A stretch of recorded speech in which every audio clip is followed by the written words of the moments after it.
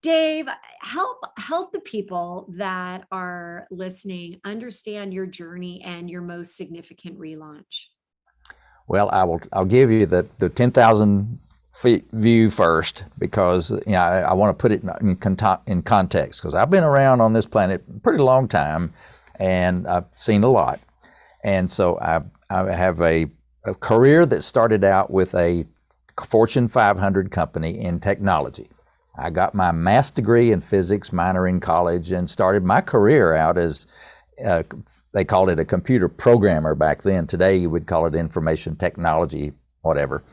But I stayed my whole career within that company. It was Western Electric, which was a subsidiary of the Bell system. We were the manufacturing arm of the Bell system. We had a big factory right where you are today in Denver. We had a great big factory there in Denver. And so that was my day job. And that was my kind of my dream job too, because I studied to be that technical career. But at the same time, music was always a part of my life from the time I was born, because I was born into a musical family. My mother and father both played the piano. My grandmother Combs, she was born in 1894, before electricity was even widely distributed. So she could play the old pump organ with, where you pumped it with your feet and played it. And then she had another instrument, which for those of you watching, this is my Granny Combs's auto harp. It's called an otter harp? Auto harp. A-U-T-O harp. A-U-T-O harp. So it's everyone, if you're not following us on YouTube, this thing is so great. Late 1800s.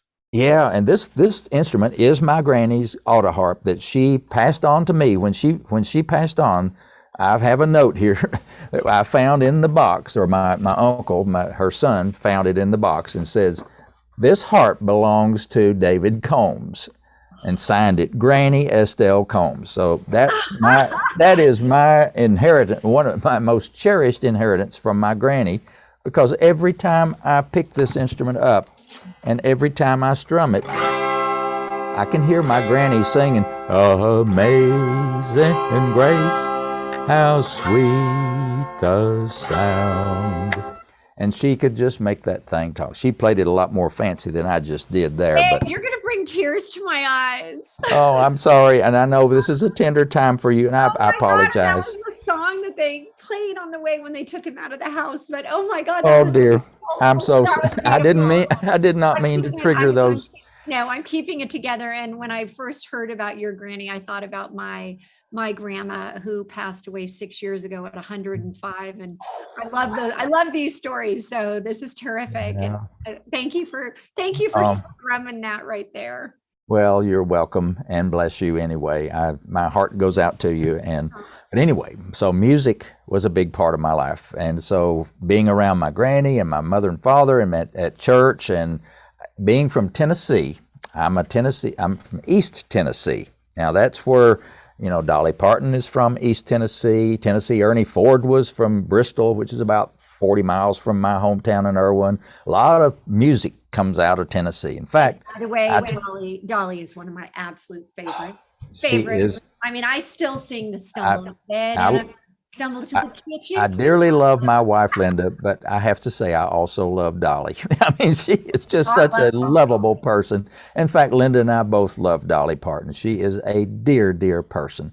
And I love her singing. I love her personality, her attitude of giving. Oh my goodness, at the millions of books that she's provided to young kids through her foundation. It just goes on and on what Miss Dolly has done through Dollywood and everything that she's given back to the whole world, really. So I'm from East Tennessee, and I think it is a state law in Tennessee that you must play an instrument to be a state citizen.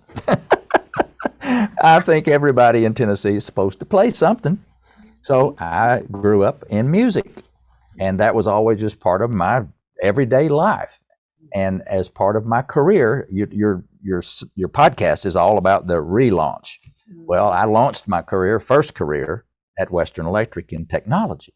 And along comes a song in 1981, when I'm 33 years old, that I play on the piano. I did not sit down I promise you, I did not sit down to write it. I sat down at my piano and I played this song. It came to me. I just played. I didn't even think about it. 31 years old. But what was going on in your life when you played this song? Because this song ended up being the most incredible like hit.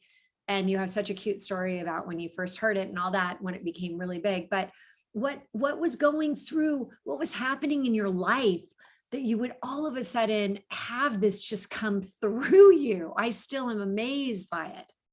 Well, and I again, I don't want to bring tears to your eyes, but Go ahead. I've already got him. You might as well keep going with this was in January of 1981. On December 22nd, 1980, 3 days before Christmas, my father was killed in a tragic car accident. So I lost my father that just before I wrote Rachel's song. And I really, I express my feelings through my music. I mean, when I want to relax and just take myself somewhere else, I'll sit down at the piano and play something. And I think part of that song is me dealing with the grief from losing my father. If you listen to the song, and people tell me they don't even know my story, anything about it. They'll sit and listen to the song and they'll say, I sit there and cried like a baby. I do not know why. Well, the first time I heard it, I was just like, I was moved by it. And I did feel like there was something where I had heard it before. It is, and everybody have no fear. You know me, I'm gonna ask him to give us a little, but before we go into that, you called it Rachel's song. Rachel's song, because 2 years after I wrote the tune, and we couldn't come up with a name for it, we had our friends of ours had a baby girl named Rachel, and we were asked to be her godparents. And it was at Rachel's christening service that Linda and I were sitting there at this little country church out in the country in New York, and it was on a Saturday, and it was just us and the family and the minister in this little country church. And up at the front of the church on the platform was a baby grand piano. Well, Linda and I are sitting there as just, we're the godparents. We're just to be there and be supportive of the family and of Rachel. Toward the end of the formal part of the service, I looked at Linda and I said, hey, what if I played this song now that we've been trying to think of a name for the last 2 years?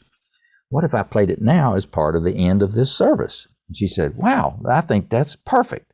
So I went up and asked Rachel's parents if it'd be okay if I played this song on the piano, or a song on the piano. And they said yes.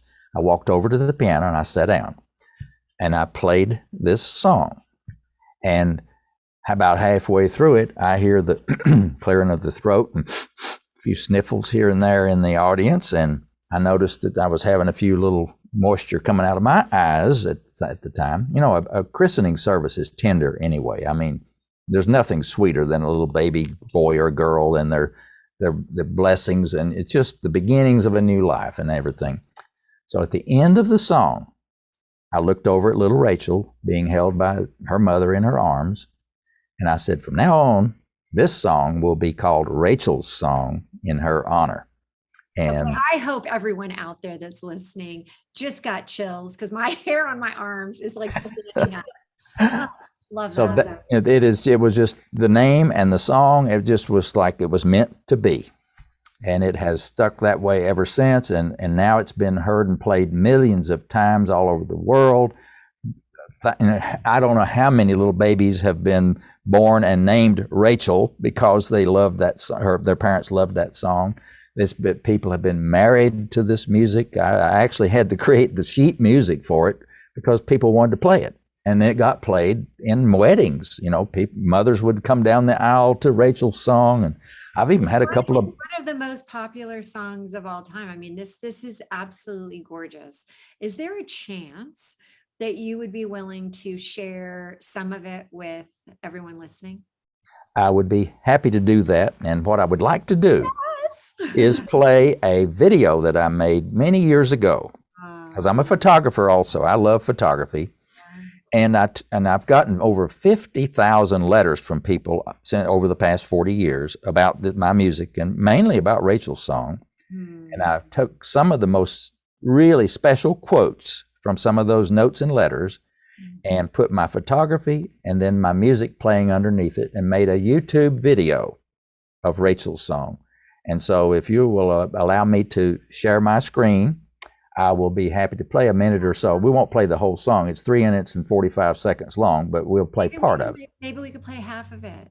Okay. Couple minutes of it? Yeah. Yeah. Okay, All right. so I think you can All right. share Let it. me share the screen here and go to my desktop and